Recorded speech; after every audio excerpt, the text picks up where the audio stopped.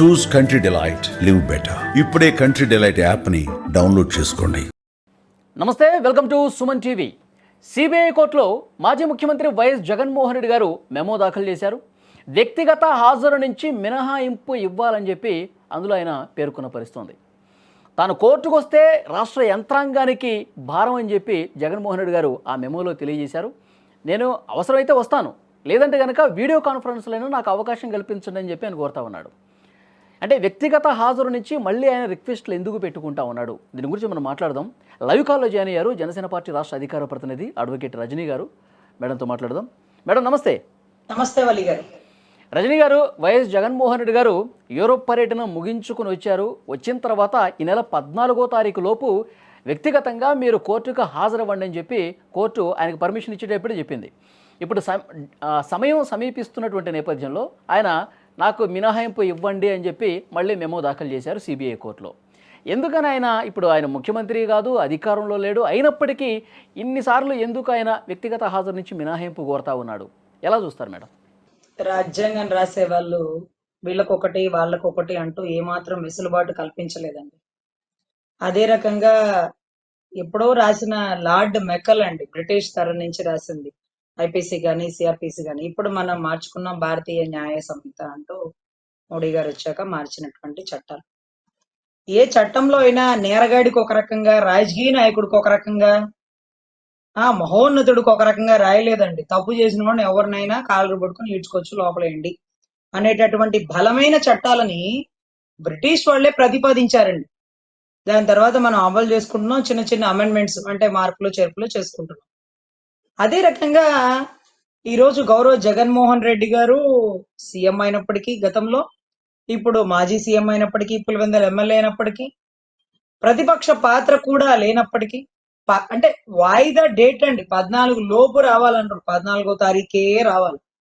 ఓ 10 రోజుల్లో మీకు కుదిరిన రోజు రండి అనడానికి చట్టం ఏమో ఆయన చుట్టం కాదండి. చెప్పిన డేట్కి చెప్పిన టైంకి కాలర్ ఫస్ట్ బటన్ పెట్టుకొని 2 చేతులు కట్టుకొని కొంచెం తల అలా దించి చూడాలండి. అలా పైకెత్తకూడదండి జడ్జి గారిని.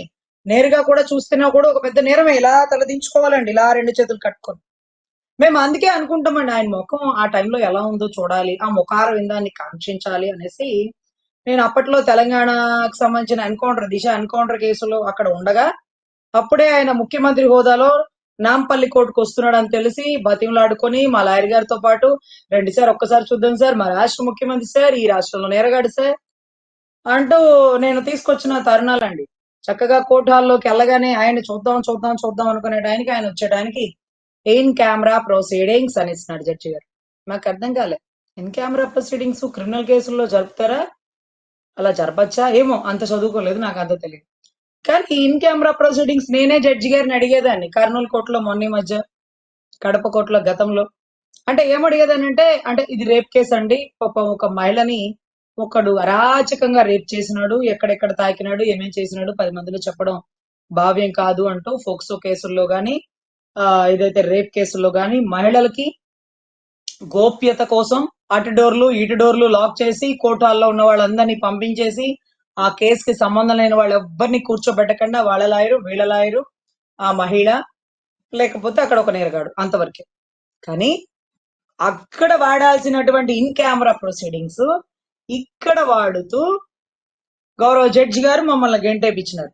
మేము బయటికి వెళ్ళిపోయినాం. వాళ్ళ లాయరు, వీళ్ళ లాయరు, మన ఏవన్ గౌరవ ముఖ్యమంత్రి వర్యులు, గత ముఖ్యమంత్రి వర్యులు, అదే మాదిరిగా ఏటో విజయసాయి రెడ్డి గారు, ధర్మాన్ ప్రసాద్ గారు, శ్రీలక్ష్మి గారు, ఇంకా తదితర బంధువర్గం అంతా వగేరాలు అందరూ హాజరైనారండి. అప్పుడు చూడటమే. మళ్ళీ ఎప్పుడా ఇన్ని వాయిదాలకి ఒక మనిషికి వెసులుబాటు ఇస్తుంటే మేము కోర్టులో, సార్ ఇది 3వ వాయిదా, మీరు రాకపోతే జడ్జి గారు వారెంట్ ఇష్యూ చేస్తారు సార్, రండి సార్. ఏమ్మా జగన్ గారు ఎన్ని వాయిదాలకి రాకుండా ఉన్నారు? మేమేమన్నా ఆస్తులు ఆక్రమించేసినామా? ఆక్రమాస్తుల కేసులో ముద్దాయమా? 498 లో వెసులుబాటు కల్పించకుండా పొద్దుగుప్పులు రండి అంటే అది భావ్యమా? ఆయనకో చట్టం మాకో చట్టం లేదే, చట్టం ఎవరికి చుట్టం కాదే, మీరు భారీ డైలాగులు చెప్పేస్తుంటారే అన్నది. మరి ఏం చెప్పాలా? మేము సాధారణ ప్రజలకి సమాధానం చెప్పలేకపోతున్నాం సార్. ఇప్పుడు కూడా ఆయన 14వ తారీఖు వ్యక్తిగత హాజరుకి కూడా మినహాయింపు అంటారు. మీకు తెలుసో లేదో, కోడికత్తి కేసు, తాడేపల్లి ఇక్కడ వాళ్ళ ఇల్లు, ఇక్కడేమో మా విజయవాడ కోర్టు. కానీ ఎన్నిసార్లు పిలిచి ఒక దళితుడు 4-5 ఏళ్ల నుంచి నలిగిపోతున్నాడయ్యా స్వామి, గాయం తగిలింది నీకు, అది బ్రెడ్డా, జామా, రక్తమా, అసలు నీ రక్తమా, కోడి కత్తి రక్తమా, ఏంటో మాకేం అర్థం కావట్లా, ఒక్క మాలన్న వచ్చి చెప్పురా స్వామి అని ఎన్నిసార్లు అడిగిన గౌరవ జగన్ రెడ్డి గారు వచ్చేవారు కాదండి. తాడేపల్లి నుంచి ఆయన మన విజయవాడకి రావడానికి ఆయనకి ఇబ్బంది. కానీ పక్కనే ఉంది సీఎంఓ ఆఫీసు, లేకపోతే గవర్నర్ గారిని కలవడానికో పలుమార్లు వచ్చుండేవాళ్ళు విజయవాడకి. మరి మా కోర్టులో అడుగు పెట్టడం ఆయనకి ఇష్టం లేదేమో, మా విజయవాడ కోర్టు మరి వాస్తు సహకరించలేదేమో. అదేదో రెండు మూడు చార్టెడ్ ఫ్లైట్ వారాల మా పాటు కోర్టు ఆయన పైన యూరోప్ ఆయనకి పర్యటనకు వచ్చారు. వెళ్తున్నారు. 2-3 వారాల పాటు యూరోప్ పర్యటనకి వెళ్ళొస్తారు. మొన్న కృష్ణా జిల్లా పర్యటన చేసి వచ్చారు. కార్యకర్తల మీటింగ్ అంటే ఆయన వెళ్తూ ఉంటారు, కార్యకర్తలు కలుస్తూ ఉంటారు. కానీ ఒక రోజు వచ్చి కోర్టులో అటెండ్ కావడానికి వచ్చిన ఇబ్బంది ఏంటో ఎవరికి అర్థం కావట్లా. ఇప్పటికీ ఆయన మినహాయింపు కోరుతా ఉన్నారు. అసలు న్యాయస్థానాల్ని రాజ్యాంగం మీద ప్రమాణం చేసి ప్రజా ప్రతినిధులు గౌరవించకపోతే రాష్ట్ర ప్రజలేం గౌరవిస్తారండి? న్యాయస్థానం పివి నరసింహారావు గారు లాంటి వారే కోర్టుకి హాజరయ్యి అక్కడ నుంచున్న పరిస్థితులు అండి. ఇందిరాగాంధీ వర్సెస్ రాజనారాయణ గారి కేసు అని అలహాబాద్ హైకోర్టు ఇచ్చినటువంటి జడ్జిమెంట్ అండి. ఇందిరాగాంధీ అంటే it was not a ordinary leader అండి, ఎక్స్ట్రాఆర్డినరీ లీడర్. ఒక నెహ్రూ గారి కూతురు, 3 సార్లు ప్రధానమంత్రి అయినప్పటికీ అలహాబాద్ హైకోర్టు ఇచ్చిన జడ్జిమెంట్ ఎలక్షన్స్ లో మీరు ఇలా పలానా కారణంగా తప్పిదం చేసినారు, మీరు గవర్నమెంట్ అధికారులను ఎలక్షన్ ప్రచారానికి వాడినారు, లేకపోతే వారితో కొన్ని తప్పిదాలు చేపించినారు, మీ పార్టీ ప్రచారం చేపించి బలవంతంగా ఓట్లు వేయించినారని రాజనారాయణ గారు నిరూపిస్తే అలహాబాద్ హైకోర్టు ఇచ్చిన జడ్జిమెంట్ ఎలక్షన్స్ ని కూడా చల్లవు అనేంత గొప్ప జడ్జిమెంట్లు అప్పట్లో వచ్చినవండి. సో ఆవిడ రబ్బర్ స్టాంప్ లా ఉంటే ఉండమని, లేకపోతే మానేమని అని కూడా అన్నారు. అంటే కోర్టులకి నీ నా అనే భేదాలు ఉండవండి. అప్పట్లో మన ఎన్టీ రామారావు గారి పాట ఉండేదండి, చట్టానికి న్యాయానికి జరిగే ఈ సమరంలో అనుకుంటూ ఒక అద్భుతమైన సాంగ్ వచ్చేది. అటువంటి అటువంటి న్యాయస్థానాలండి. అంటే ఇక్కడ మనకి ఏది ధర్మం ఏది న్యాయం అనేది కాదండి, చట్టంలో ఏం చెప్తుందో దాన్ని ఇంప్లిమెంట్ చేయాల్సింది. జగన్ గారికి ఒక చుట్టంగా, లేకపోతే ఇప్పుడు ముఖ్యమంత్రి గారికి ఒక రకంగా, డిప్యూటీ సీఎం గారికి ఒక రకంగా, మీకు ఒక రకంగా, నాకు ఒక రకంగా వెసులుబాటు కల్పించాల. సో దయచేసి ఆ మినహాయింపు పొద్దుగూకులు మీరు అడగడం భావ్యం కాదు. మీరు వచ్చి ఒక మాల్ నుంచోండి, మీ నిజాయితీ ఇవాళ నిరూపించుకోండి. దాఖలు చేసినటువంటి మెమోలో కూడా ఇంకొక పాయింట్ చాలా స్పష్టంగా పెట్టారు. తప్పదు అనిపిస్తే మీరు తప్పకుండా రావాలి అంటే వస్తానని కూడా ఆయన అందులో మాట్లాడారు మేడం. ఆఖరి అవకాశం ఉరేసే ముందు ఏ ముద్దాయికైనా ఆఖరి కోరిక తీరుస్తారట. అట్లా ఈయన కూడా మా న్యాయస్థానాలను అడుగుతున్నాడు, మీకు అవసరం అయితే తప్పదనిపిస్తే చెప్పండి, మీకోసం నేను వచ్చేస్తా. ఇది మా కోసం మీరు వచ్చేది, మీరు రావాల్సిందే, రాకపోతే ఎత్తకొస్తాం అనేటటువంటి బలమైన చట్టాలు ఉన్నాయి సార్. ఆయన ఏంటో ఆ ఉదార స్వభావం, ఆ జాలి గుణం, ఆ గొప్ప మహోన్నత తత్వం అంతా మా న్యాయస్థానాల మీద చూపిస్తున్నారేంటో మాకు అర్థం కావట్లేదు. సో ఎనీవే, ఆయన వ్యక్తిగత హాజరు ఖచ్చితంగా రావాలి సార్. మీరు పొద్దుగూకులు అలా రాకుండా ఉంటే ఆ డిపార్ట్మెంట్ వాళ్ళు వచ్చి తీసుకొస్తారు, అది భావ్యం కాదు. రజనీ మూడు గారు గత వాయిదాలకే కొన్ని మేము మా క్లయింట్స్ కి సంవత్సరాలుగా చెప్తుంటాం. చూసుకుంటే సిబిఐ కోర్టు ఎప్పుడూ కూడా మీరు కోర్టు ముందుకు రండి, ఆయన అధికారంలో ఉన్నప్పుడు ఆ వెసులుబాటు వచ్చింది, ఇప్పుడు ప్రతిపక్షం ఉన్నప్పుడు కూడా ఎందుకు ఈ వెసులుబాటు వస్తుందని చెప్పి చాలామంది క్వశ్చన్ చేస్తూ ఉన్నారు. కానీ ఫస్ట్ టైం మీరు యూరోప్ పర్యటన ముగించుకున్న తర్వాత ఒకసారి వచ్చి వ్యక్తిగతంగా హాజరవ్వండి అని చెప్పారంటే ఈ కేసులో ఏదో ఒక కదలిక కనిపిస్తోందని చెప్పి ఒక చర్చ వినిపిస్తుంది. ఏమంటారు? నాకు అర్థం కావట్లేదు సార్, కదలిక కనిపించేది ఏంటి? 10 ఏళ్ళు అయింది సార్ కేసు, 10 ఏళ్ళు దాటిపోయింది సార్ కేసు, ఎన్ని వాయిదాలకి హాజరవ్వట్లేదు సార్. ఇంకా కదలికలు కనిపించకపోతే పెరాలసిస్ వచ్చిన పేషెంటా ఏమన్నా? కదలాలి సార్, కేసు కదలాలి, నడవాలి, కుదిరితే పరిగెట్టాలి. సిబిఐ మీద రాష్ట్ర ప్రజలకు ఇప్పుడే నమ్మకం సన్నగిల్లుతుంది. ప్రతి ఒక్కసారి మా రాష్ట్ర ప్రభుత్వం సంబంధించి గౌరవ జగన్ రెడ్డి గారు ప్రతి కేసుని సిబిఐ నిన్న మొన్న కూడా జోగి రమేష్ గారు సిబిఐ ఏంటి సిబిఐకి వెళ్ళిపోతే కేసులు అటకెక్కిపోతాయా? లిక్కర్ కేసు సిబిఐకి ఇచ్చేయమంటారు, నకిలీ మద్యం సిబిఐ ఇచ్చేయమంటారు, ఇన్ని కోట్లు స్కామ్ చేశారంటే ఈడీకి పెట్టేయమంటారు. అరే అసలు మాకు అర్థం కావట్లేదు సార్. అది ఏంటో ఆ లాలూచీలు ఏంటో మాకు తెలియట్లేదు. కానీ what ever it may be, Vivekananda Reddy గారి కేసు కానీ తర్వాత కేసులు కానీ అన్ని కూడా ఒకటే గోల, వెసులుబాటు కల్పించండి, సిబిఐకి పెట్టండి, ఈడీకి పెట్టండి అంటూ. So anyway, what ever it may be, anyway ఆయన 14వ తారీఖు మినహాయింపు లేకుండా కోర్టుకి హాజరవ్వాలని మనస్ఫూర్తిగా కోరుకుంటున్నాం. కోర్టు వారు ఇది రిక్వెస్ట్ గా మీరేమి జగన్ రెడ్డి గారికి చెప్పాల్సిన పని లేదు.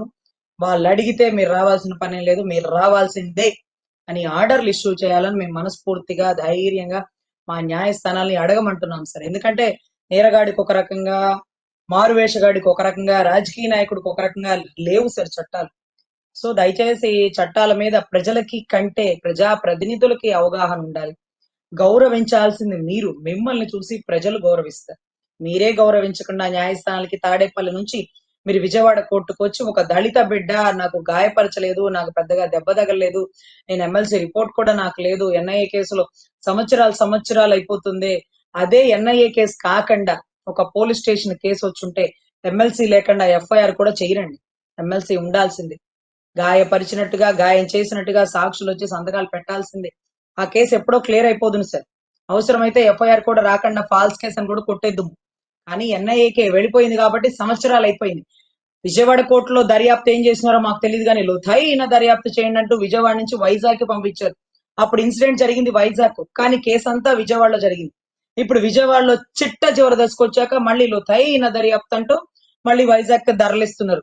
ఇలా తారుమారు తక్కరమారు ఆటలో అక్కడ దళితులు, ఇక్కడ రాష్ట్ర ప్రజలు బలవడమే గాని గౌరవ జగన్ రెడ్డి గారికి మాత్రం న్యాయస్థానాల మీద నమ్మకం కలగదు, న్యాయస్థానాల మీద గౌరవం లేదని మేము భావిస్తున్నాం సార్. మేడం, ఫైనల్గా చెప్పండి, 11 సంవత్సరాలకు పైగా ఆయన బెయిల్ మీద ఉన్నారు ఈ కేసులో. ఇప్పుడు అధికారం కూడా లేదు. సో డెఫినెట్గా ఈ కేసు వేగవంతం అవుతుందంటారా? ఎందుకంటే ప్రజల్లో కూడా ఒక డౌట్ ఉంది, ఎవరో కాపాడుతున్నారు జగన్మోహన్ రెడ్డిని, అందుకే ఆయన ఇంత స్వేచ్ఛగా బయట ఉన్నాడు అని చెప్పేసి ఒక చర్చ ఉంది. ఇప్పటికైనా వేగం అయ్యే అవకాశం ఉందంటారా? అవును సార్, నాకు ఇప్పుడు అప్పుడప్పుడు అనిపిస్తుంటుంది సార్, ఆయన ఎవరు కాపాడుతున్నారంటే అత్తారింటికి దారేదిలో ఒక డైలాగ్ ఉంటది. కోసాని గారు అంటారు, అమ్మా నీ వెనకాల కనపడని ఏదో ఒక శక్తి ఉందమ్మా అంటారు.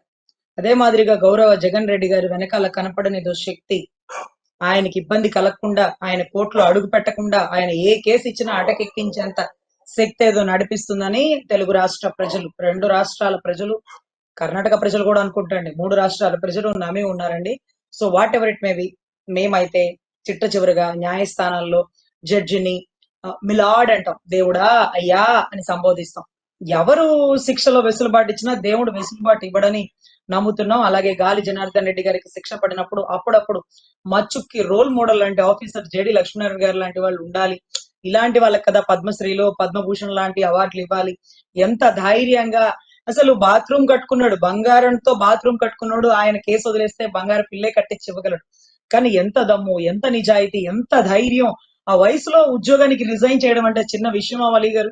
ఒక ఉద్యోగం కాపాడుకోవడం కోసం, చిట్ట చివరి రోజు యూనిఫామ్ వేయడం కోసం ఒక ఉద్యోగి తపన పడుతున్న తీరు మా రాష్ట్రంలో చూసిన ఏబి వెంకటేశ్వరరావు గారు లాంటి వారు చిట్ట చివరి రోజు యూనిఫామ్ వేసుకోవాలి, అనవసరంగా నన్ను కేసులో ఎక్కించినారు, నా ఉద్యోగం నాకు ఇవ్వండి అంటూ కోర్టుల చుట్టూ తిరిగిన దశలు మేము చూసినాం.